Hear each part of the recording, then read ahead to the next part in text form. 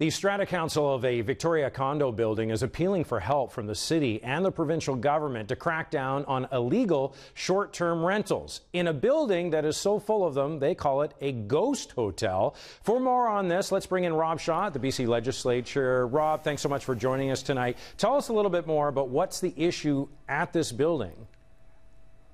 Well, Scott, it's called the Era on Yates building. It's near Blanchard. It's one of those buildings that was purpose-built for short-term rentals a few years ago. It was grandfathered in under the city's rules, but is now caught up in the new provincial restrictions that started in May, and they ban absentee owners from renting their investment units on sites like Airbnb and VRBO. The problem, though, that it and other stratas are having is who enforces these new rules, because the province has yet to start a registry or an enforcement team. The platforms aren't acting on business licenses yet. The strata itself on Yates meeting with the city today, trying to find a way forward, trying to work together on this as it has its eyes on the ground to address these issues.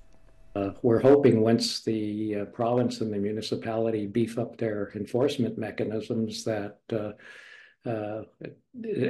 problem will become manageable. And I think we came out of that meeting somewhat encouraged that they do have the means, and they are developing the means to crack down on illegal STR activity.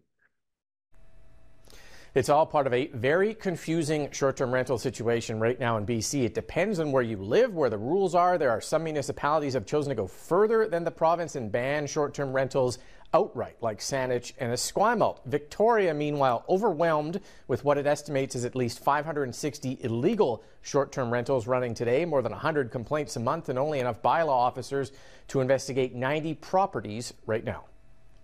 We now have a situation where we have both provincial and local regulations, and I would strongly urge people who are not abiding by those regulations to stop doing so. We will eventually be responding to the complaints that we have regularly in investigating these incidents, and I think it's really undermining the capacity of all of us to do what we can to ensure that there's additional housing available for people to live in. So you have the strata associations trying to flag these illegal suites to the city, which is then trying to flag them to the ministry, Scott, and then the ministry is going to try and have an enforcement team next year, but it only enforces the provincial rules, not the outright ban that some buildings and some municipalities have in place. Very confusing.